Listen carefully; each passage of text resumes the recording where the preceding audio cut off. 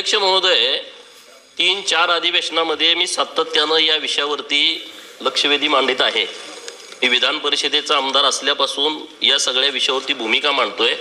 आपल्या माध्यमातून माननीय मंत्री महोदयांना माझी हात जोडून नम्रतेची विनंती आहे की हा प्रश्न महाराष्ट्रातील SC, ST, OBC, minor OBC, FIJNT या सर्व कॅटेगरीतील लोकांच्या वरती इफेक्ट करणारा विषय आहे. राज्यातील सरळ सेवा शिक्षक भरती संवर्गातील बिंदू नामावलीमधील तपासणीमध्ये मोठ्या प्रमाणामध्ये घोटाळा केलेला आहे. आणि अध्यक्ष महोदय, 2-3 लाख हा नुसते मी शिक्षण विभागाचा मांडतोय, पण सर्व विभाग मग आरक्षण देऊन उपयोग काय? आज जर तुम्ही कायदा काय म्हणतोय, बिंदू नामावली 1970ला पहिल्यांदा आली आणि त्यामध्ये अनेक वेळा बदल झाले. जेव्हा जेव्हा रिझर्वेशन OBCचं रिझर्वेशन आलं, बिंदू नामावली चेंज झाली. नंतर VJNT त्यामध्ये प्रवर्ग तयार केला. 97ला परत ते बिंदू नामावल्या बदलल्या. 2018ला मराठा आरक्षण आलं, परत बिंदू नामावली बदलली. परत मराठा आरक्षण रद्द झालं, परत चेंज झाली. परत नव्यानं मराठा समाजाला आरक्षण दिलं, बिंदू नामावली बदलली. तर अध्यक्ष महोदय, ह्या विषयामध्ये बिंदू कसे निश्चित करायचे याची एक प्रक्रिया आहे. निवड यादी पडळकर साहेब पॉइंटेड प्रश्न घ्या. नाही, पॉइंटेड करणारच नाही ना. विषय काय आहे? विषय नाही, ह्या काही किरकोळ विषय नाही. जमत नसेल तर मी बोलत नाही. मला काही नुसतं बाहेर बातमी देण्यासाठी बोलायचं नाही. विषय जर सविस्तर एक लक्षात घ्या, आज 17 लक्षवेधी दाखवलेले आहे. विषय सभागृहात मांडलाय. त्या वेळेमध्ये घ्यावे लागेल. आपण पॉइंटेड प्रश्न विचारा आणि पॉइंटेड उत्तर मंत्री महोदयांनी द्यावं. विषय काय? सर्वांना विनंती आहे. विषय एवढा मोठा सिरियस आहे, पॉइंटेड बोलू शकत नाही मी. मला सविस्तर वेळ द्या या विषयामध्ये बोलायचा. हा मागासवर्गीयाचा सगळा विषय आहे. बिंदूमध्ये बदल झालाय आणि याच्या बद्दल सरकारनं निर्णय दिलेले आहेत. सरकारचे निर्णय काय आहेत? 1997चं पत्रक आहे. सरकारचं भूमिका आहे की जर एखादा मुलगा मागासवर्गीय असेल आणि तो मेरिट मध्ये आला, तो खुल्यामध्ये बसत असेल तर तो खुल्यामध्ये घ्यावा. आता काय करतायत हे सगळे लोक, अधिकारी लोक, मागासवर्गीयांची मुलं ओपन मेरिट मध्ये आल्याच्या नंतर तुम्ही ओपन मेरिट मध्ये दाखवत नाही त्यांना, परत तुम्ही त्याच्या जातीच्या बिंदूवरती दाखवताय. जातीच्या बिंदूवरती दाखवल्यानंतर त्याला जागाच मिळणार नाही ना. बरं, हे मी पुरावे घेऊन आलोय. मी काय असं तुम्हाला फेक बोलत नाही. अहो, मी या कळणारच नाही विषय. मी 3 वेळा बोललोय, नुसतं 3 वेळा बैठक केल्या.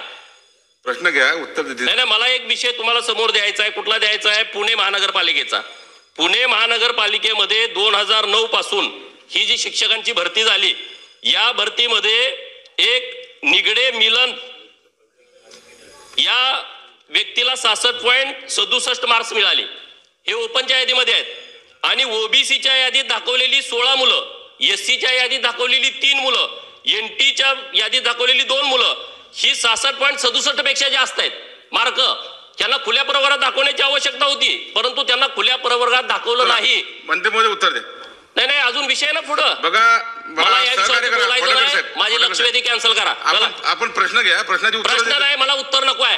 तुम्हाला जर न्याय द्यायचा नसेल, एवढा मोठा विषय, 2-3 लाख लोकांच्या वरती अन्याय केलाय, आपण प्रश्न जर सरकारची भूमिका असेल तर ही चुकीची भूमिका आहे. आपण प्रश्न विचारा, उत्तर घेईल. प्रश्न काय विचारूच देत नाही तुम्ही, तर काय बोलणार आहे या विषयावरती? काय कळालं तुम्हाला या विषयामध्ये? अध्यक्ष महोदय, सन्माननीय पडळकर साहेब, विषयाचं गांभीर्य लक्षात घेऊन वास्तविक वेळेवर तुम्ही उपस्थित नव्हते. या लक्षवेधी ही ऐकून घ्या. आता उत्तर द्या. तुम्ही मला ऐकू नका म्हणजे. अरे उत्तर घ्या. मी अतिशय नम्रतेने आपल्याला सांगू इच्छितो, आपण नव्हते तरी मी थांबून राहिलेलो आहे. विषयाचं गांभीर्य लक्षात घेऊन आणि अध्यक्ष महोदय, मी तुम्हाला विनंती केली की 4थी लक्षवेधी परत घ्या. हो, बरोबर. आणि म्हणून माझी आपल्याला विनंती आहे की वस्तुस्थिती समजून घ्या. विषयाचं गांभीर्य आम्हाला पण आहे. आपण जे काही मुद्दे उपस्थित करत असाल त्या मुद्द्यांचं चौकशी करू, कारवाई करू. परंतु आताच्या घडीला जी काही आकडेवारी आहे आणि जी काही कार्यपद्धती संपन्न झालेली आहे ती पण तुम्ही ऐकून घ्या. अध्यक्ष महोदय, आत्ताच्या घडीला अस्तित्वातली जी काही नियम पद्धती आहे त्याप्रमाणे अनुसूचित जातीच्या करता 13%, अनुसूचित जमाती करता 7%, विमुक्त जाती करता 3%, भटक्या जमाती करता 2.5%, भटक्या जमाती करता 3.5%, भटक्या जमाती डी करता 2%, इतर मागास वर्ग प्रवर्ग ओबीसी याकरता 19%, विशेष मागास प्रवर्ग एसबीसी याच्याकरता 2% आणि EWS करता 10%. पुढची कोणती घ्यायची?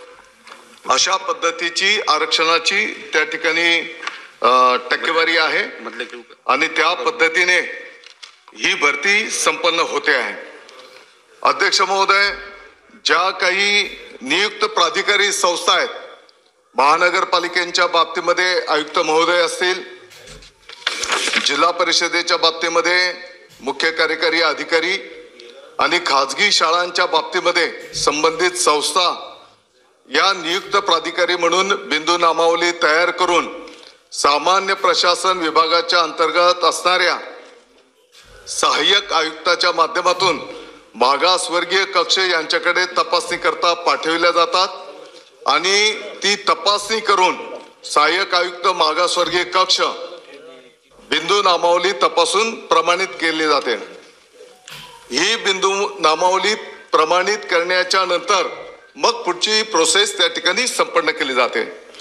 अध्यक्ष महोदय, ही पण वस्तुस्थिती आहे की आताचे जी काही आरक्षण टक्केवारी आपल्याला या ठिकाणी सांगण्यात आलेली आहे, या आरक्षण टक्केवारीमध्ये जर मेरिटमध्ये कोण असेल तर तो जनरल मधनं येत असतो आणि त्या पद्धतीनेच त्या ठिकाणी भरती केली जाते.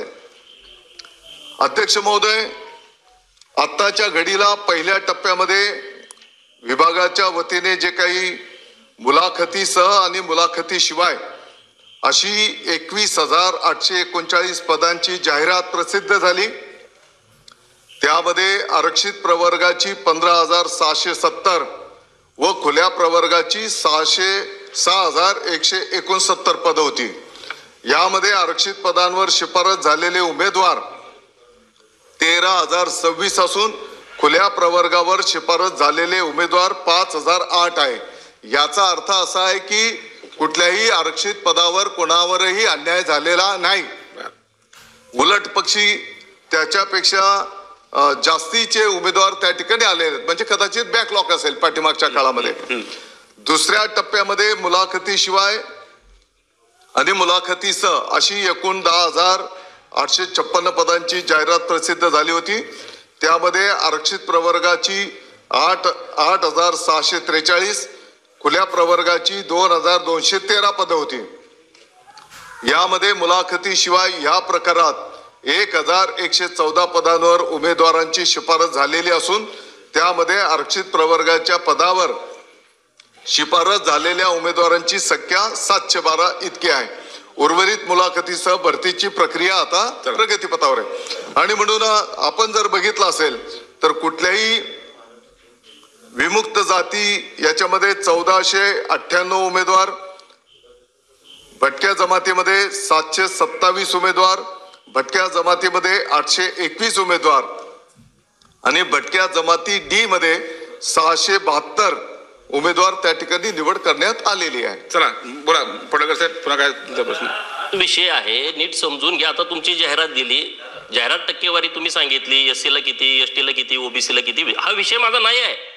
माझा विषय काय आहे की माझा विषय खुल्या प्रवर्गामध्ये मेरिटमध्ये आलेले कॅन्डिडेट तुम्ही जात प्रवर्गावरती दाखवलेले आहेत आणि हे दाखवायचे नाहीत. 2014ला वस्ती शाळेवरती शिक्षक नेमणूक केली. तुम्ही ते सरपंचांना अधिकार दिले होते, 12वीची पोरं जे मागासवर्गीय आहेत त्यांची घेऊन टाका आणि डीएड बीएड झालेली मुलगा ओपन मधली घेऊन टाका. सरसकट तुम्ही 12वीची भरून टाकली. सोलापूर जिल्ह्यामध्ये 250 मुलं एनटीसीची हे खुल्या प्रवर्गातून आलेत. तुम्ही त्यांना NTC वरती दाखवलं. जर तुम्ही खुल्या प्रवर्गामध्ये आलेली मुलं NTC वरती दाखवली, NTच्या जागा किती 10-20 वर्ष पुढच्या निघणार नाहीत ना? हा अन्याय नाही का? आणि म्हणून 3 वेळा तुम्ही सोलापूरचं रोस्टर तपासला, 3 वेळा वेगवेगळे आकडे आले. 3 वेळा आकडे कसं काय वेगळे वेगळे येऊ शकतात? बिंदू नामावली तुमच्याकडं निवड सूची यादी आहे त्यामध्ये तुम्ही चुकीच्या पद्धतीने, म्हणून हे मला तुम्हाला पुरावे द्यायचे आहेत. एक उदाहरण मला तुम्हाला द्यायचं आहे पुणे महानगरपालिकेचं. पुणे महानगरपालिकेमध्ये 2009 खुल्या प्रवर्गाचा शेवटचा निवड झालेला कर्मचारी मी आता तुम्हाला माहिती सांगितली, परंतु गेल्या 30 वर्षामध्ये एक पण आरक्षित जागेवरचा कॅन्डिडेट अनारक्षित जागेवरती आला नाही. एवढी गुणवत्ता नाही का? म्हणजे हा फ्रॉड आहे ना. दुसरा विषय आहे सोलापूरचा. सोलापूरच्या सगळ्या विषयामध्ये आम्ही सातत्यानं भूमिका मांडली, परंतु त्याच्यावरती सरकारनं भूमिका घेतली नाही. 2-3 वेळा सांगितलं, अधिकारी तिथं दाद देत नाहीत. कारण 3 वेळा जर आपलं एक 2024 एक शासन निर्णय आहे, जर एखाद्याची निवड सूची सापडत नसेल, निवड यादी सापडत नसेल, तर त्याचा तुम्ही विकल्प घ्या, त्याच्याकडून तुम्ही लिहून घ्या तुम्ही कुठल्या प्रवर्गात. त्यांनी खुल्या तिथं 240 पोरांनी लिहून दिलं आम्ही खुल्या प्रवर्गातून आमची निवड झालेली आहे. तुम्ही परत त्यांना NT वरती दाखवता. हे सगळ्या महाराष्ट्रामध्ये सुरू आहे. आणि म्हणून माझे सरकारला स्पेसिफिक प्रश्न असे आहेत की याबाबत सरकार सरळ सेवा शिक्षक भरती संवर्गातील बिंदू नामावलीमधील तपासणीमध्ये भटक्या जमाती विशेषतः NT-C, व्हिजे NT, OBC, SBC, SC आणि ST प्रवर्गावरती प्रचंड अन्याय झालाय. सर्व जिल्हा परिषदा, प्राथमिक, माध्यमिक, मनपा व रयत शिक्षण संस्था, खाजगी शिक्षण संस्थांचे शिक्षक सहवर्गाच्या बिंदू नामावलीची फेर दुरुस्तीचे आदेश देऊन मागासवर्गीयाचा अनुशेष काढून फेर टप्पा 2 मधील भरती प्रक्रिया राबवणार आहात का? हा माझा नंबर 1 चा प्रश्न आहे. रोस्टर बनवताना निवड सूचीचा आधार न घेता, निवड सूची असल्याशिवाय रोस्टर बनवता येत नाही, परंतु निवड सूचीचा आधार न घेता रोस्टर बनवले व मागास प्रवर्गातील आरक्षण बिंदूत फेरबदल करून जाणीवपूर्वक अतिरिक्त दाखवलेत. 4 जाहिराती आल्या तर तुम्ही त्यांना अतिरिक्त दाखवताय. अरे रिटायर किती झाले, बदल्या किती लोकांच्या झाल्या, हे कशासाठी चालू आहे? म्हणजे हे आरक्षण तुम्ही संपवण्याचा घाट घातला या अधिकारी लोकांनी. सरकारवरती माझा आक्षेप नाही, परंतु जे अधिकारी बसलेत त्याच्याबद्दल तुम्ही काय भूमिका घेणार आहे का? आणि हा अन्याय दूर करण्यासाठी शिक्षण खातं, सामान्य प्रशासन कोणते प्रयत्न करणार आहे? हा एक 2 विषय आहेत. दुसरे 2 स्पेसिफिक प्रश्न आहेत, मी नंतर विचार. नाही आता मंत्री उत्तर घ्या. अध्यक्ष महोदय, पुण्याच्या संदर्भामध्ये पर्टिक्युलर काही तक्रार असेल तर निश्चितपणे त्यांनी द्यावी, त्याचं चौकशी केली जाईल. जे काही अस्तित्वातले नियम कायदे आहेत त्याप्रमाणे ती कार्यपद्धतीप्रमाणे भरती प्रक्रिया संपन्न झाली पाहिजे, याबद्दल कोणाचंही दुमत असण्याचं काही कारण नाही. अध्यक्ष महोदय, मी आपल्या समोर जी काही माहिती ठेवली त्याच्यामध्ये विमुक्त जातीच्या साठी 1498, भटक्या जमातीच्या साठी 727, भटक्या जमातीच्या साठी 821, भटक्या जमातीच्या साठी D 672.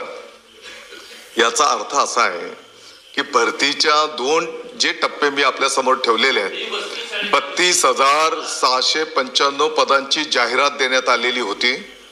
त्याच्यामध्ये विजा भज प्रवर्गासाठी 3,596 पदं उपलब्ध होणे आवश्यक असताना प्रत्यक्षात 3,718 पदे उपलब्ध झालेली आहेत. म्हणजे जास्तीचे पदं त्या ठिकाणी मिळालेली आहेत.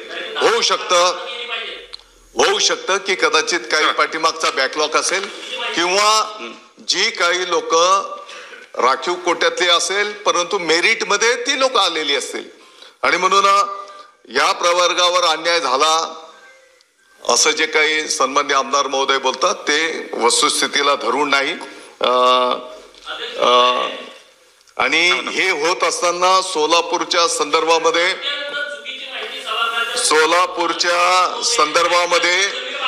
जी काही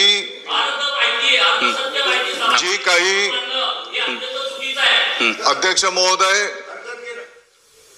महोदय सोलापूरच्या संदर्भामध्ये जो काही मुद्दा सन्मान्य आमदार महोदयांनी या ठिकाणी उपस्थित केलेला आहे, यामध्ये शिक्षणाधिकारी जिल्हा सोलापूर, जिल्हा सरकारी वकील जिल्हा व सत्र न्यायालय पुणे, सहाय्यक आयुक्त मागासवर्ग कक्ष पुणे, उप आयुक्त समाज कल्याण आयुक्तालय पुणे यांनी त्या चौकशीचा अहवाल पण दिलेला आहे अध्यक्ष महोदय.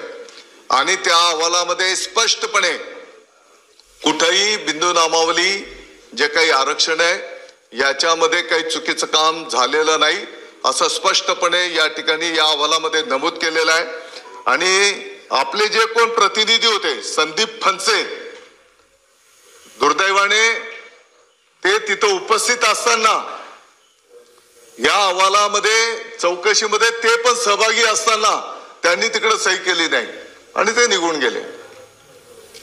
आणि म्हणून कुठल्याही आरक्षणावर या ठिकाणी कोणावरही अन्याय करण्यात आलेला नाही आणि कोणावरही अन्याय न होता बहुजन समाजावर पण अन्याय होणार नाही ही शासनाची भूमिका त्या ठिकाणी असणार आहे. अगदी थोडक्यात विचारला होता. जी वस्ती शाळेची भरती झाली त्यामध्ये 250 मुलं ही खुल्या वर्गातून आहेत, त्यांनी विकल्प दिला. तुम्ही तो विकल्प का मान्य करत नाही याचं कारण द्या. नंबर 1, मी पुरावे घेऊन आलोय. पुणे झडपी 2019 ची जाहिरात, व्हीजेएनटी 0 जागा, व्हीजेएनटी 0 जागा. 2024 जागा गेल्या कुठं?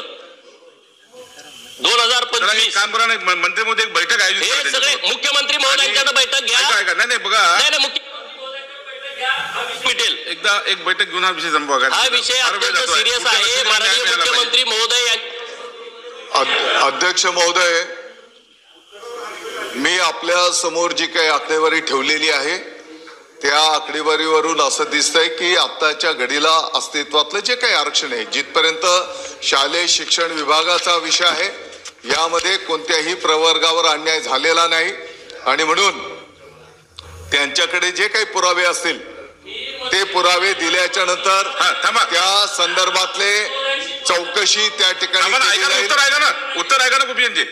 त्या ठिकाणी त्याची चौकशी केली जाईल आणि पाहिजे तर त्यांच्या उपस्थितीत ती चौकशी करायला लावू. चला पुढे